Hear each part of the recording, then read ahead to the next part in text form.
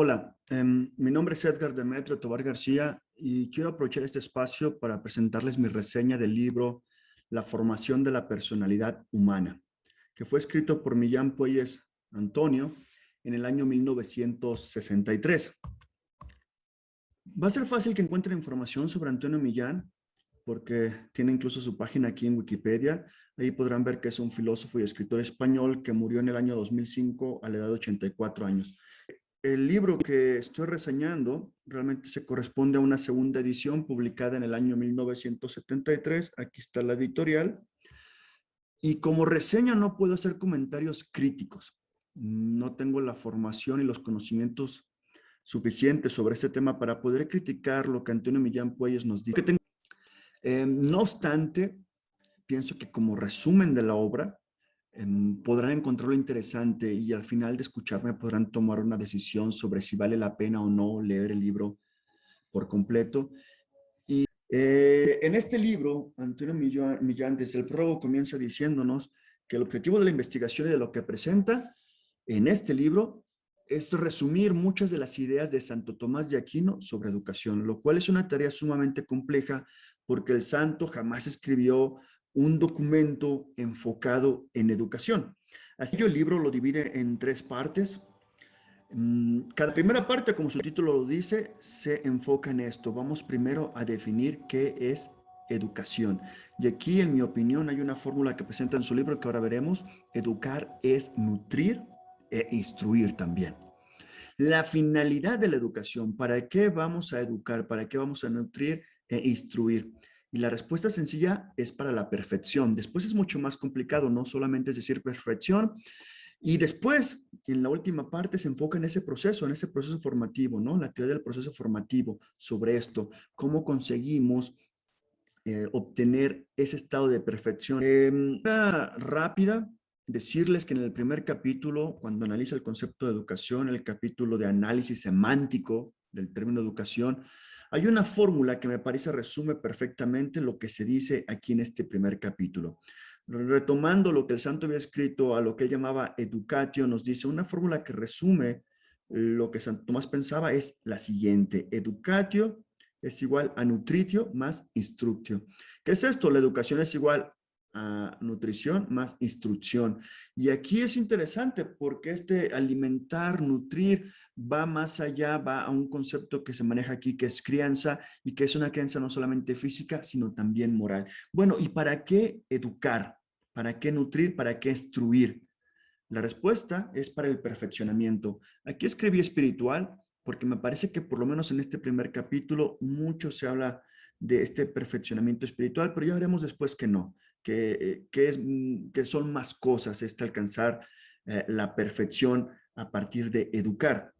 Por lo tanto, educación es promover y favorecer la inteligencia y voluntad del hombre para su perfeccionamiento.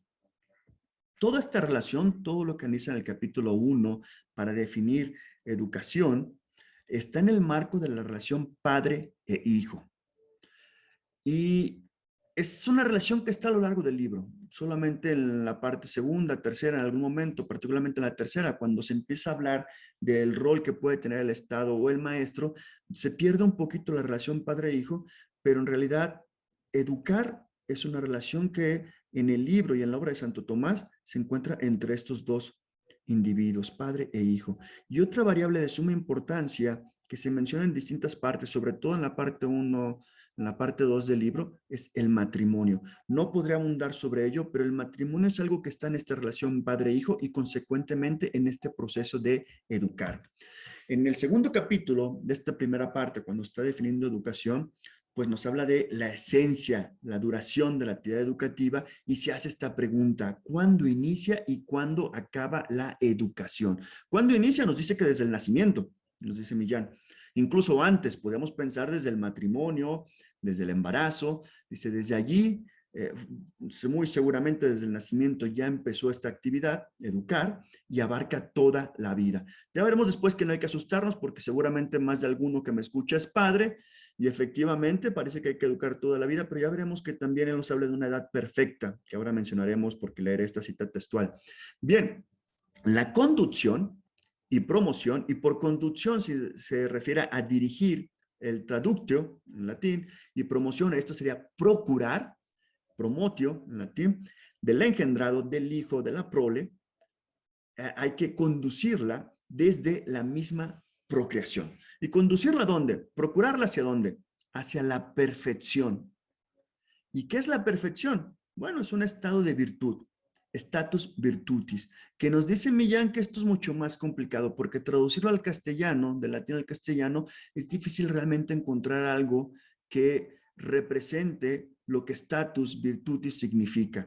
Lo más cercano es esto que he escrito aquí y realmente la discusión que hay en el libro sobre este estado de virtud o este camino hacia la perfección a través de la educación, a partir de que el padre dirige y procura que el hijo llegue desde la procreación a este estado de virtud, status virtutis. Bien, el principio y el término, cuando termina, el principio y el término de educar son un ser esencialmente constituido. De lo imperfecto vamos a lo perfecto, porque nacemos y somos imperfectos, y de ahí vamos educándonos hasta llegar a esta perfección. Por medio de las facultades o potencias, es decir, con la razón prudente. El fin de la educación es la perfección. Y aprovecho que mencioné lo de potencias, facultades es algo que la mayoría podrá entender, porque el marco conceptual que se utiliza no es sencillo, es un marco conceptual que hay que conocer previo. Y aquel que me escuche, mi consejo será ese. Después, ir a buscar qué significan estos términos que para muchos que están familiarizados con el trabajo de Santo Tomás, con Aristóteles, con la escuela, con la ética realista será mucho más sencillo de entender, pero aquel que no conoce este marco conceptual lo encontrará difícil, ¿no? Mi consejo es después buscar los términos para estar completamente seguro de que hablamos de lo mismo y por el momento con lo que explique será suficiente para entender el mensaje del libro, en mi opinión. De este capítulo número 2, una cita textual que quiero leerles aquí. Naturalmente, el término educación se toma en su acepción más fuerte cuando la actividad correspondiente se aplica al hijo. Recuerden la relación padre-hijo que mencioné, hasta la edad perfecta. Así que no nos asustemos, hay una edad perfecta. No hay un momento en que el hijo parece que nuestra relación de educar al hijo que es desde que nace, pues sí, es toda la vida, pero hay un momento en que el hijo va a llegar a esta edad perfecta y entiendo, se entiende de la obra, que esta labor intensa de educar dejará de ser tan intensa.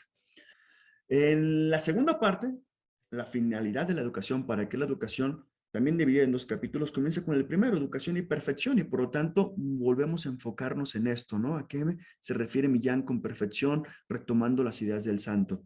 Bien, el fin de la educación, esta perfección que hablamos, este estado, esta situación de virtud, este status virtutis, es moralmente necesario, nos dice. Primero, esto de ir a la perfección es moralmente necesario y por lo tanto un proceso natural, es natural. Pero no es el fin último del hombre, sino el fin propio de la educación.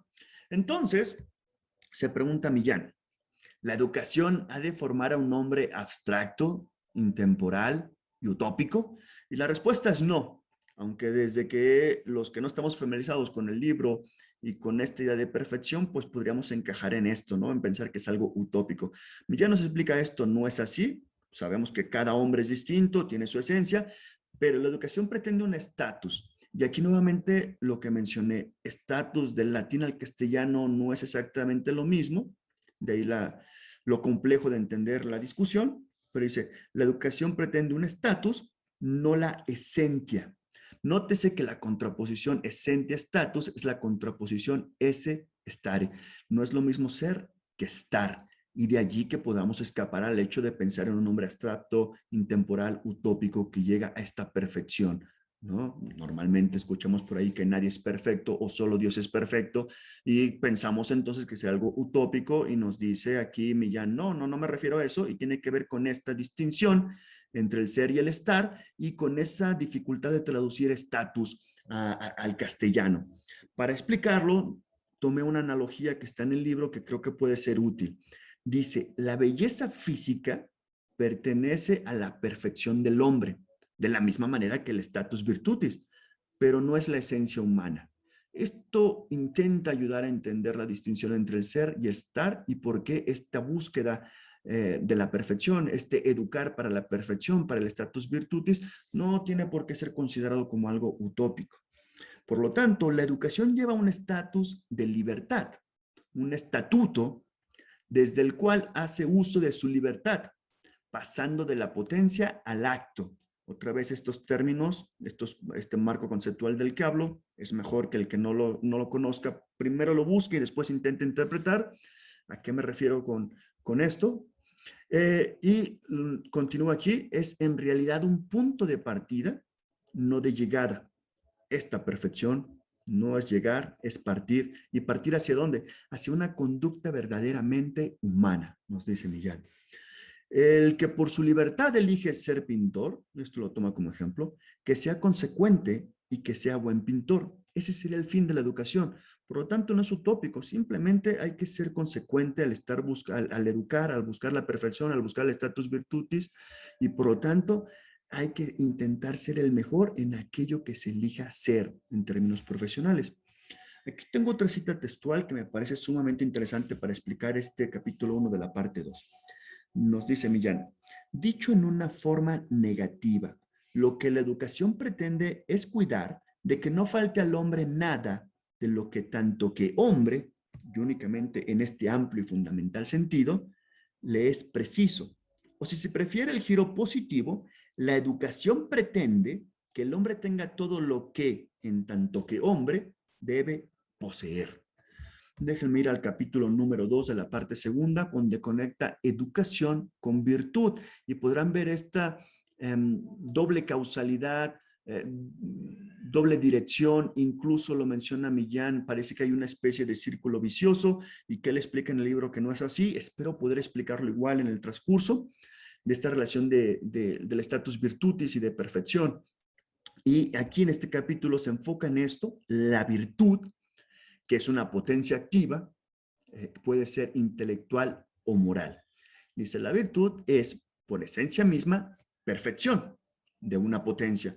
Y de aquí que esta perfección después nos lleve la virtud de la perfección, y que termine por ser la búsqueda, educarse a la búsqueda de esta perfección, la búsqueda de este status virtutis.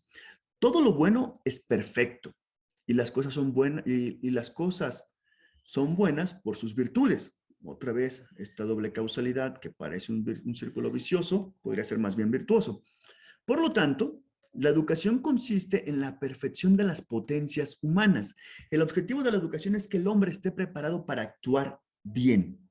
El fin de la educación son las virtudes, capacitando las potencias. ¿Y cómo? Con hábitos. Un hábito después se convierte en una virtud. ¿De qué manera? Con voluntad, como un medio para la perfección operativa humana. Para la educación, las virtudes morales, nos dice Millán, son de mayor importancia que las intelectuales, que también nos dice que estas virtudes intelectuales son más perfectas o nobles. Y entre ellas, la prudencia, el hábito del entendimiento, de suma relevancia la prudencia. Es el punto de intersección entre ambas, entre las virtudes morales y las intelectuales, de suma importancia para la correcta inclinación de la voluntad. Educar la prudencia es lograr el status virtutis. Y aquí tengo otra cita, no la haré exactamente textual, pero aquí lo señala Millán, ¿no? Al afirmar que el fin de la educación, aquí afirma que el fin de la educación está centrado en la virtud de la prudencia. Esta prudencia es la que nos va a llevar al status virtutis, a esta perfección. Eso es el fin de la educación. Como antes se dijo, esta es a la vez virtud intelectual y virtud ética. El capítulo de la parte 3 se concentra en padres y gobernantes. Algo sumamente interesante porque aquí es cuando se comienza a hablar del rol del maestro. Pero Millán parte de algo que no se menciona todo el tiempo en el libro, creo que se menciona 2 o 3 veces, ¿no? El uso de Dios. Y Millán dice, bueno, con la obra de Santo Tomás lo que les digo es que Dios es el supremo agente de la educación. ¿Qué les digo? Lo menciona 2 o 3 veces, no se enfoca en algo como ello, se enfoca en lo que sigue, ¿no? Porque dice, el padre y gobernante humanos son los titulares natos de la solicitud educativa. Aunque no son los únicos que educan, ¿no? Tenemos al padrino, al pedagogo, y seguramente muchos de los que me escuchen serán profesores, y entonces también nosotros educamos. Pero aquí Millán, y a partir de Santo Tomás, dice, lo importante es el padre, lo dije desde el principio, esa relación padre-hijo, y también el gobernante, porque dice que el hombre vive en sociedad. Y claro que también somos miembros de una familia, y entonces dice que son dos esferas separadas. El padre tiene que concentrarse más en esa esfera familiar, y el gobernante, el Estado, tiene que concentrarse en esta otra esfera, en la de la sociedad. Dado que el hombre vive en sociedad, nos dice, el Estado debe también educar, pero debe educar en el pro del bien común. Pero el gobernante no es quien enseña, sino quien ordena que se enseñe, enfatiza Millán. El padre no siempre es el que enseña, eso lo tenemos muy claro hoy en día, en particular sobre saberes teóricos. Yo tengo que explicar teoría económica, y desde luego que no va a ser el padre de mis estudiantes quien pueda enseñar estos temas. Entonces es el maestro quien suple o completa al padre. Entonces esta es una función de nosotros como docentes, suplir, completar, y ya veremos más adelante que está relacionado con la ayuda. Si el padre o el gobernante no educan, es por su libre albedrío. Bien, hemos escuchado, en América Latina es muy popular lo de hablar del padre desnaturalizado, pues es este padre que no educa. Y yo aquí agregué que ese Estado que no procura la educación en búsqueda del bien común para el hombre que vive en sociedad, pues puede ser considerado un mal gobierno. Digan, todo ser tiende a llevar su efecto a la perfección. El efecto del Padre es la prole, y el perfeccionamiento de esta, su misma educación. Yo tengo un hijo, una hija, quiero llevarlos a la perfección, y para ello necesito educarlos. De este capítulo, al principio del capítulo, está esta cita que tengo aquí textual, que me parece que lo resume de manera perfecta, ¿no? Dice, agentes naturales principales de la formación humana. Todo el sentido del presente capítulo se resume en la tesis de que los padres y los gobernantes son los agentes naturales principales de la formación de la personalidad humana. Tal es también considerado en su conjunto el pensamiento de Santo Tomás sobre el tema. En el segundo capítulo de esta parte 3 nos habla del perfeccionamiento intelectual, de estas virtudes intelectuales. Y nos dice, la formación del entendimiento da como resultado las virtudes intelectuales, que él considera que son primarias, naturales. No se olviden este marco conceptual de esta escuela de pensamiento. Bien, de estas primarias, de estas virtudes intelectuales, tenemos unas que recibimos, ¿no? Estas que son primarias. El intelecto y el hábito, aquí se me olvidó el acento, perdón, el intelecto y el hábito de los primeros principios prácticos, que se conoce como sindéresis. Son inherentes al hombre, recibidos, este intelecto y sindéresis. Y a partir de ellos, a partir del intelecto y de estos hábitos, de los primeros principios prácticos, podemos desarrollar todas las otras virtudes intelectuales. Y estas sí son adquiridas. Aquí sí hay que esforzarse. La formación intelectual se adquiere por sí mismo o por el maestro.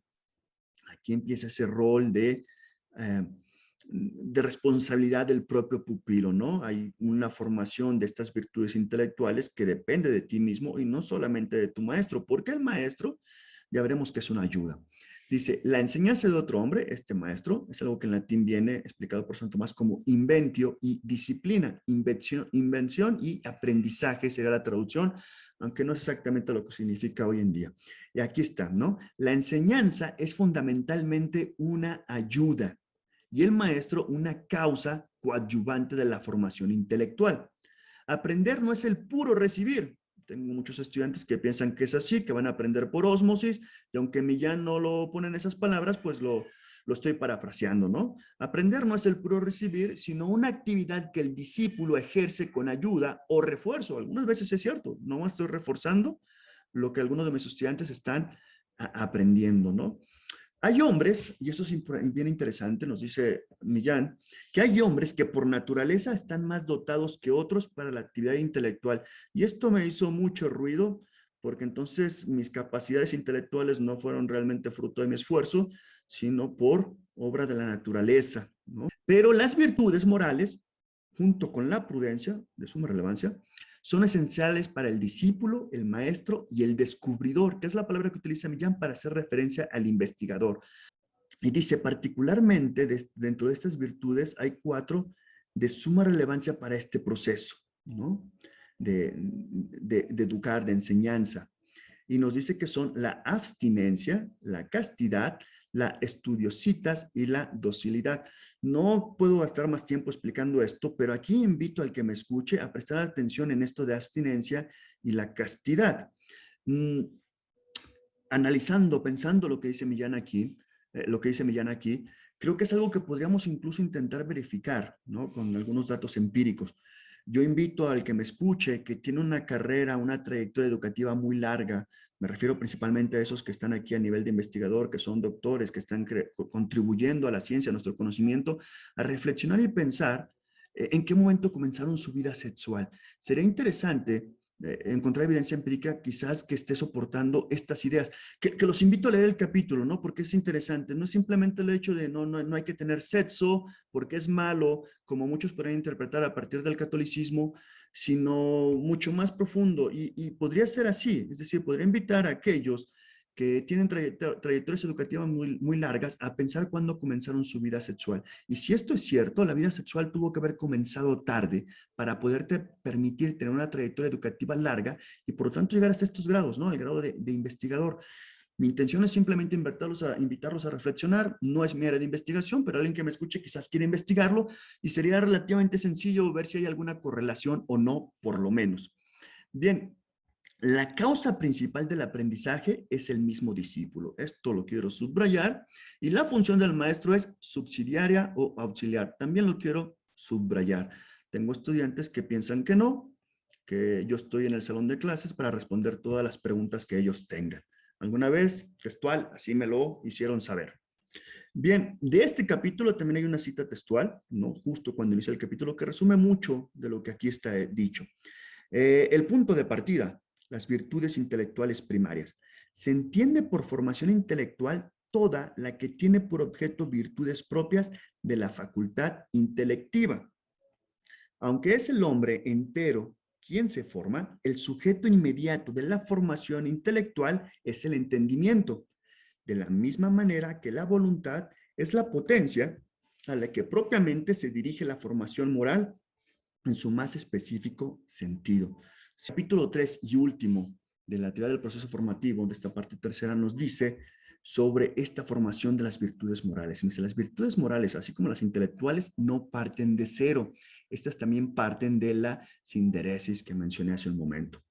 Para la formación moral son fundamentales 3 facultades o potencias: la voluntad, el apetito concupiscible, perdón por pronunciarlo mal, que nos habla sobre ese apetito por objetos que son convenientes y también los no convenientes, y el apetito por esos objetos que llamamos el apetito irascible, que son aquellos objetos, aquellos apetitos que son difíciles de conseguir, pero también los que son fáciles de conseguir, ¿no? Entonces son estas 3 facultades potencias de conformidad con la razón que también nos están ayudando a formar estas virtudes morales. Dice, la formación moral también se puede recibir del maestro o por sí mismo, una vez más, por sí mismos, nosotros por sí mismos podemos también tener estas virtudes morales o puede ser el maestro, ¿no? ¿Cómo lo conseguimos? ¿Cómo conseguimos estas virtudes morales? Con actos dirigidos al bien, al recto orden moral. ¿Cómo se consiguen? Se consiguen con la repetición una y otra vez, ¿no? ¿Cuántas veces tenemos que estar repitiendo estos actos dirigidos al bien? No sabemos, no hay medida para algo como ello. Cada individuo es diferente y entonces de ello dependerá cuántas veces tengas que repetir un acto bueno para efectivamente conseguir el hábito y después la virtud moral. Dice, el maestro ayuda, ¿no? Y claro que aquí las virtudes morales también, ¿con qué? Con la enseñanza de la moral, con la doctrina, aquí con doctrina hace más bien referencia a la ética como disciplina filosófica. Y aquí podemos, el maestro también puede ayudar, ¿no? Enseñando directamente estas virtudes morales. Y con el ejemplo, una conducta moralmente imitable. Ahora, para el pupilo poco dispuesto, nos dice Millán, los premios o castigos, que serían medios indirectos, que no impiden la libertad ni tienen por fin un daño, también pueden ser útiles en la enseñanza de virtudes morales. Aquí invito a leer el libro porque hay una muy buena explicación de por qué el premio o el castigo efectivamente serían útiles para este tipo de pupilos, ¿no? Bien, los actos buenos engendran virtudes morales y esta a su vez realiza actos buenos. Nuevamente esta doble causalidad que no es un círculo vicioso, Millán lo llama así, yo lo llamaría más bien como un círculo virtuoso. Las virtudes morales se consiguen con los actos apetitivos, estos de aquí, concupiscible e irascible. Entonces, las virtudes morales se consiguen con los actos apetitivos que se atienen al recto orden moral, con estas potencias facultades, ateniéndonos al orden moral. Y aquí otra cita textual, nos dice Millán, las virtudes morales no consisten formalmente en un saber, sino en un habitual apetecer, por esos apetitos. Ser éticamente virtuoso no es saber definir una virtud o todas las virtudes, ni saber hacer, es decir, saber cómo se hacen los actos repetitivos, sino tener la permanente inclinación a hacerlos. Bien, para finalizar de mi parte, una conclusión en la que intento resumir prácticamente toda la obra, me permito leerla tal y como la tengo aquí. Les digo que educar es nutrir el cuerpo y el espíritu durante toda la vida, y no solo instruir, con la finalidad de alcanzar la perfección, un estado de virtud donde la prudencia es de suma relevancia porque permite dirigir la voluntad hacia el bien, pero también es el proceso de desarrollo de las virtudes morales e intelectuales. Los padres son los principales responsables terrenales de la educación, con obligaciones y derechos. Y en este quehacer, la intervención del Estado es necesaria, dado que se es miembro de una sociedad. El maestro ayuda y refuerza, pero el pupilo es el principal actor del proceso de aprendizaje. En YouTube podrán encontrar videos aquí del señor Antonio Millán Puelles. Interesante, muy valioso que hoy en día podamos escucharlo directamente de él, por lo tanto también los invito a escucharle. Y finalmente pedir su apoyo para todo aquel que vea este video, para todo aquel que me escuche, escribir en los comentarios cómo aplicarían lo que he mencionado y particularmente aquellos que se tomaron el tiempo de leer el libro, cuál es mi consejo, que me escriban aquí en el comentario cómo lo aplicarían en su vida profesional. Muchas gracias y hasta la próxima.